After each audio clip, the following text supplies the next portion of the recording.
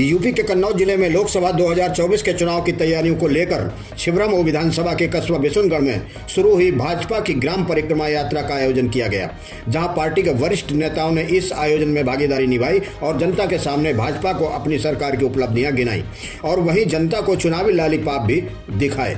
भाजपा नेताओं ने यहां प्रधानमंत्री नरेंद्र मोदी की उपलब्धियों को गिनाकर जनता पर मोदी कार्ड फेंका। वहीं सपा सुप्रीमो अखिलेश यादव पर जमकर तंज कसे गए। राज्य मंत्री असीम अरुण ने अपने भाषण में अखिलेश यादव को धमकी भरा चैलेंज देते हुए कहा कि वह कन्नौज से चुनाव लड़ें, उन्हें 4 लाख वोटों से हराकर वापस भेजेंगे। क्या कहते हैं राज्य मंत्री असीम अरुण, देखिए इस रिपोर्ट में। सीट क्यों नहीं घोषित की? क्या कन्नौज आने में डर लग रहा है? अगर कन्नौज आने में डर लग रहा है तो फिर हम लोग ये लड़ाई जीत चुके हैं। अखिलेश जी, आपको मैं चुनौती देता हूं, कहीं और मत जाइएगा, यही कन्नौज से चुनाव लड़िएगा।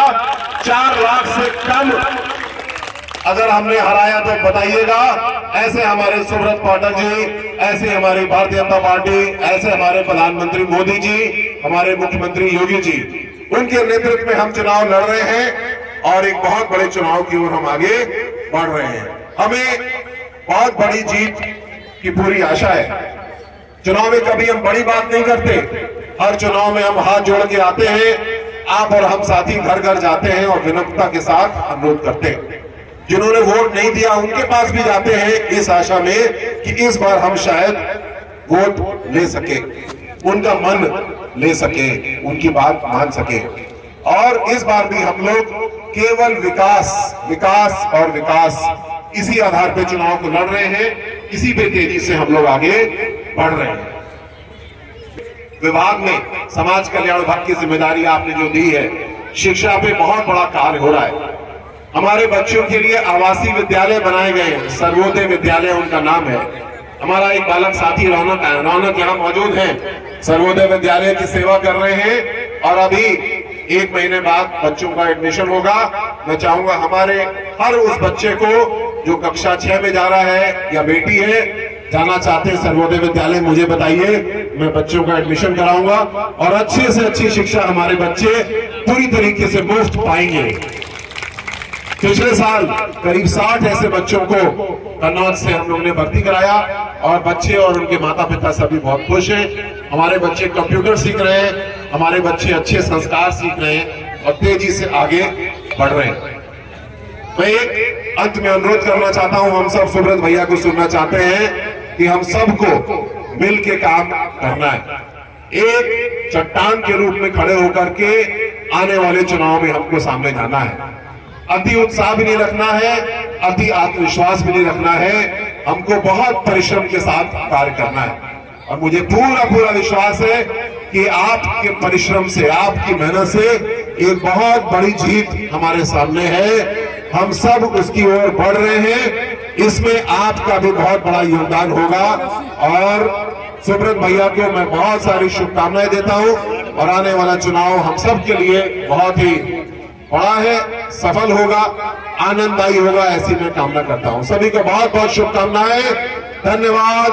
जय हिंद, जय श्री राम, जय जय श्री राम। हाँ, एक चीज मुझे क्षमा चाहूंगा, याद दिला दी गई। एक बड़ा अभियान हम लोगों ने पकड़ा है गोवंश को संरक्षित करने का। कोई भी गैया, कोई भी सांड अब खेतों को नुकसान न कर पाए। हमारे पास कन्नौज में जितनी गौशालाएं बनाई गई हैं, करीब 8,500 पशुओं को रखने का स्थान अपने पास है। 13 ऐसे दल बनाए गए हैं, ट्रक है, उसमें ऑटोमेटिक उठाने वाला हाइड्रोलिक लगा है। इन सब के जरिए बहुत सारी व्यवस्थाएं हम लोगों ने की, लेकिन एक कमी हमारी थी कि हमने एक बड़ा अभियान चला करके इसको पूरा नहीं किया। काम को शुरू तो किया लेकिन समाप्त नहीं किया। आज 4था दिन है इस अभियान का। 15 दिन का यह अभियान हम लोगों ने शुरू किया है।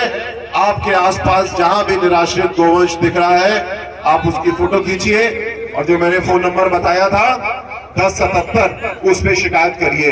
तुरंत हम एक टीम भेजेंगे और गोवंश को संरक्षित करेंगे। अपनी गौशालाओं को भी हमने अच्छा किया है।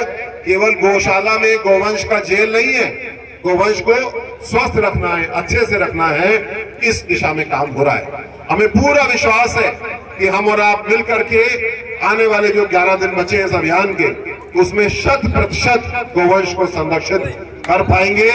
हम और आप मिलकर इस काम को करेंगे। मुश्किल काम नहीं है, गौशालाओं में पर्याप्त स्थान है, छोटे पशु हैं, आप स्वयं पकड़ लीजिए, 1077 पे बताइए और पहुंचा दीजिए गौशाला में।